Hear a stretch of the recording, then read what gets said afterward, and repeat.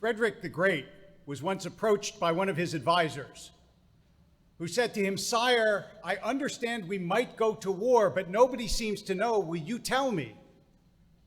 And Frederick said, "Can you keep a secret?" The advisor said, "Of course." Frederick said, "So can I." Now, we all know it's hard to keep a secret. Not because we can't keep the secret. We can, but the people we tell can't keep the secret. And that's infuriating. And it would lead you to think this reality, and especially because the Parsha, as you have heard in two very fine speeches by Kyler and Jonah, is about this theme in part of Motzi Shem Ra, of the idea of gossip. You might think that I am going to approach you and tell you not to gossip, but I'm not. I mean, you shouldn't, but that's not what I'm going to talk to you about. Not exactly. But I am in some way going to speak about gossip, and it was inspired by a truly wonderful column that I read this past week that was from the Washington Post by a columnist named Alexandra Petri. And she was talking about the fact that there is a rumor that a certain congressman had gone around to other people in Congress and showed what we will call inappropriate pictures of women that he had been intimate with. Now, for the moment, I don't care whether this is true or not. I mean, I care. Obviously, ought not to do that. But the question is not so much about this congressman or that event. It was about the columnist's reaction to that event. Because I think if most of us had been writing a column about that, we would say, this is a terrible thing to do, he shouldn't do it, and that's the end of it. But you and I both know that sometimes people, and by people here I mean often men, will act boorishly or brutally or in ways that are inappropriate. And the person who would do something like this, to say to him, you shouldn't do it, probably won't have any effect.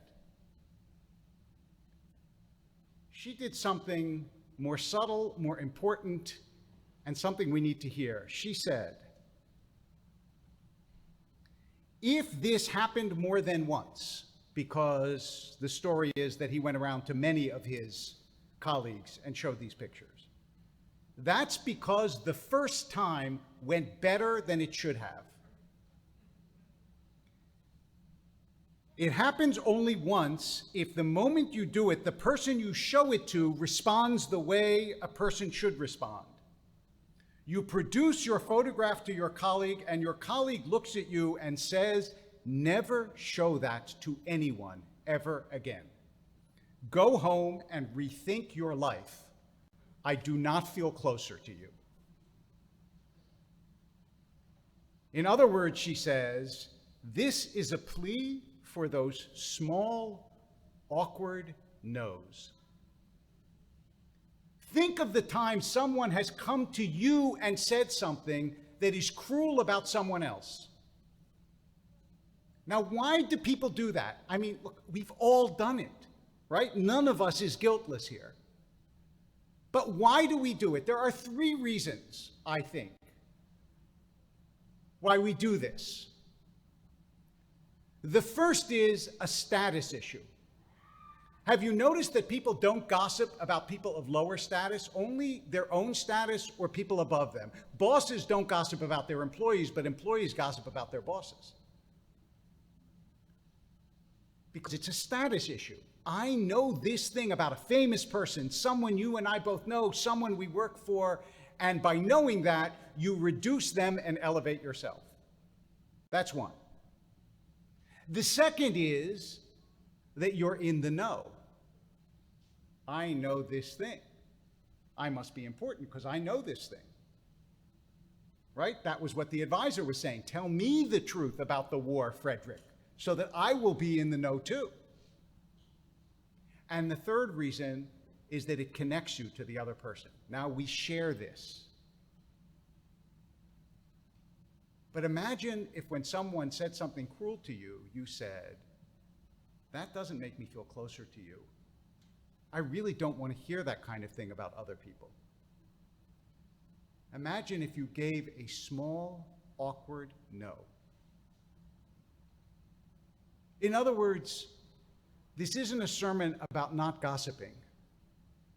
It's a sermon about how to react when someone else gossips.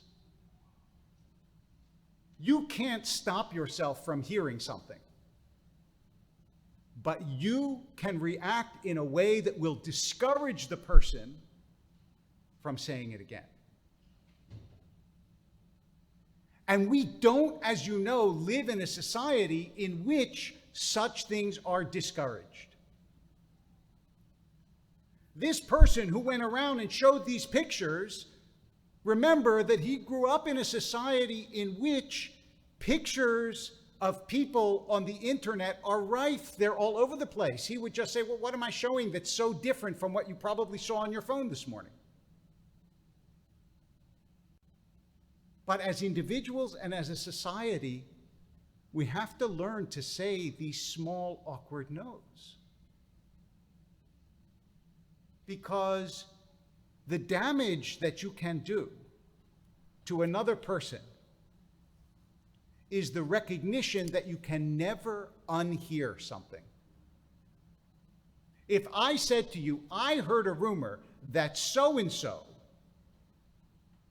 did something terrible, even if later you understand it's not true or it might not be true, you will never be able to look at so-and-so the same way again. That will always be in your mind. Always. We can't shake information out of our heads, especially not if it's good. And so we all have a job to do in reminding each other that that's really destructive and really dangerous. And part of the reason that we do that is because it's really ubiquitous, which means it's everywhere, and it means that sooner or later it will come back at us too. Believe me, the person who says bad things about all of their friends says bad things about you too. Even if you think they don't trust the rabbi, they do. And one of the reasons they do is because they find other people willing to listen. So it's true. What she said really struck me. That had someone said to this young man, because he is a relatively young man, don't do that. That makes me think less of you. You're better than that. Don't act that way. Maybe he wouldn't have done it again. And not only would have helped preserve the reputation and the integrity of those women whom he trashed, but it also ultimately would have been better for himself. Just imagine if one day your kids heard you say to someone else, I don't want to hear that sort of thing. What a model that would be. So, this isn't a sermon about how you should never gossip. That is a sermon that has been given 1,000 times and has had about the same effect every time. We will gossip, we will talk about one another, but motzi shem ra, speaking about someone else in a way that diminishes them, that trashes them, that insults them, behind their back to someone else,